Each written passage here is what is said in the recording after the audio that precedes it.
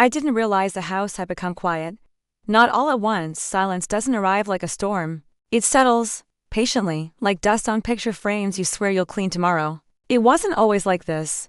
There were mornings when the kitchen was full of clatter little footsteps, cereal bowls, someone laughing, someone crying, someone shouting that they couldn't find their shoes.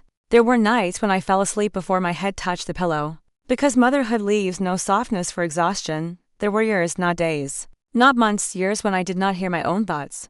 Because everyone else's needed tending first, I didn't resent it. I don't want you to think there was bitterness. I loved them. I loved the noise. I loved being needed. I loved being the one who could fix a broken zipper, a fever, a heart bruised by playground cruelty. I loved being mom. The one who remembered which child hated onions, and which child needed the crust cut off her toast, and which one cried when strangers spoke too loudly. I held the world steady for them in a way no one ever held it for me.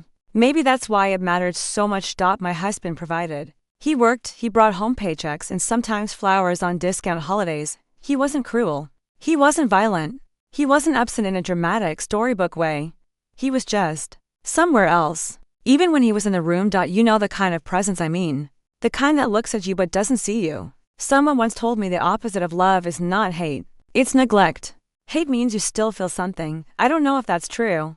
I think sometimes love just settles into habit. And habits don't look you in the eye. Our children grew. Of course they did. One left for college. Another moved to the city. The youngest said, "Mom, I just want to live differently than you." And I said, "I hope you do." She thought I meant it as a blessing. She didn't hear the prayer inside it. Not the plea. Please be seen. Be chosen. Be loved actively. Not just kept near like furniture in a familiar room. The house emptied slowly. The laundry grew smaller. The grocery list shrank. The dinner table became too big and I became something I had never practiced being alone. Do you know how strange it feels to spend decades being the center of a universe only to realize you were a satellite orbiting everyone else's lives? Not because they meant harm, just because they didn't know. They didn't see. I made it look easy. And people don't help when they think you're fine. Years passed you quietly. Even my husband's silence grew heavier. He aged too, but differently. He retreated inward. I kept waiting for a moment where we would look at each other and say, "We did it. We built this together." But that moment never came. We lived side by side. Not unhappy. Not joyful. Just accustomed. When he passed, the house became completely still.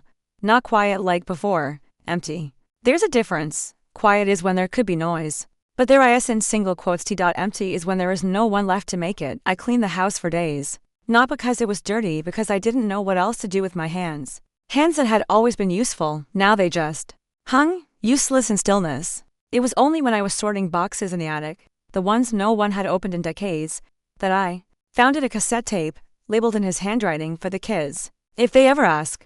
But they never did. They never wondered who held up the walls. They assumed homes build themselves. I found an old player in the hall closet, dusted it, sat at the kitchen table, pressed play. His voice was soft, fragile, like he recorded it years before I ever realized he was disappearing. He said, "Your mother was the center of this family, not me." I wasn't strong enough to say it while I was still here. "But she's the reason you became who you are. She held everything. She held all of us." He paused. I could hear him breathing, searching for a way to say what he had never said to my face. I thought the best thing I could do was provide. But I see now. I should have loved her louder. The tape clicked softly at the end. No dramatic music. No goodbye. Just truth. Late. But real. I sat there for a long time, not crying. Not breaking. Just breathing, and in that silence I finally heard something. I was not invisible. I was simply unacknowledged. And those are not the same. There is a quiet kind of love that goes unseen because it is too steady to notice. But steady things are what keep homes standing, and I did that. I did, not loudly. Not perfectly. But fully. And I am allowed to remember that. Even if no one else does. After the tape, I didn't rush to tell anyone, not my children. Not my sister. Not the pastor with his polite condolences. Not the neighbor who brings casseroles because she doesn't know what else to offer. I kept it. Not as a secret, but as something mine. When you spend a lifetime giving, you learn to hold so little back for yourself that even the smallest piece of truth feels like a treasure you must protect. I started living differently, not noticeably. Not enough for anyone passing by the house to say something changed, but I felt it. I began opening the curtains in the morning, not because the house needed light, but because I needed to see the day begin. I made tea not because someone wanted it, but because I enjoyed The warmth in my hands, I sat at the table and ate slowly without checking if everyone else had enough first. I played music again, not loud, just enough to remind the walls that there was still life here. I placed fresh flowers on the kitchen counter. No reason. No holiday. Just beauty for no one but me. It felt strange at first, indulgent, almost selfish. But I realized something. I had never lived with myself, only alongside others. I knew the shape of everyone's needs, their moods, their storms, their soft spots. But I did not know my own. So I began learning, not by force, not by reinvention, just by listening to the quiet. I found that I liked the afternoons best, when the sun hit the living room in long warm ribbons and the house breathed slowly. That was the first time in years I felt like the house wasn't empty. It was simply resting. And maybe so was I. It took almost a year before my children started to notice. They would call out of duty at first. Holiday, birthday, a quick check-in. You can hear obligation in a voice. It's hollow at the edges. I didn't resent it. They were living. Life pulls in all directions. But one day my oldest daughter said on the phone, "You sound different." I didn't know how to answer. Different how? Not broken. Not waiting. Not fading into the wallpaper of my own home. Just present. Here. Alive, even in stillness. I told her, "I've been learning how to be with myself." There was a silence on the line. Not awkward. Not cold. Just silence. She said softly, "I never thought about how much you did." Not praise. Not apology. Just recognition. And recognition is a kind of love. Later, she came to visit.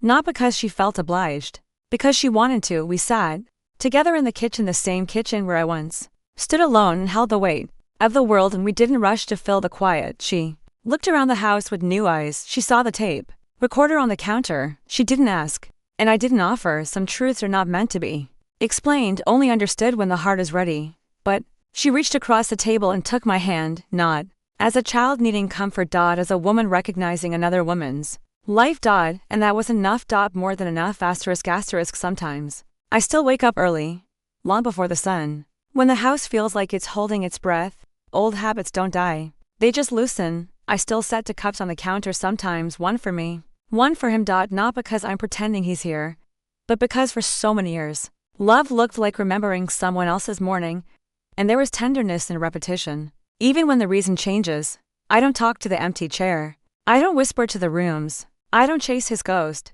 I simply let memory sit with me, the way grief eventually learns to sit, not sharp, not tearing, just present, a quiet companion, a familiar weight in the lap. Something I do not need to carry anymore. Just hold. Gently. The children visit more now. Not every week, not even every month. But when they come, they sit longer. They stay in the kitchen, even after the dishes are washed. They ask about my day. Not out of duty, out of curiosity, out of care, out of seeing me. And I don't make myself smaller anymore. I don't rush to brush away their concern. I let myself be known. Slowly, softly, in the same voice I once saved for everyone else. I walk in the garden more. There's a spot under the old oak tree where the sunlight falls in specks, like someone gently shaking gold dust through their fingers. I sit there. Just sit, not thinking, not sorting, not earning my own place in the world by being useful, just existing. And I have learned existing is enough. Love was not wasted on this house. Love was not lost to time. Love was not forgotten in silence. It simply lived quietly. And now, so do I. Not waiting. Not longing. Just being. Here. Home.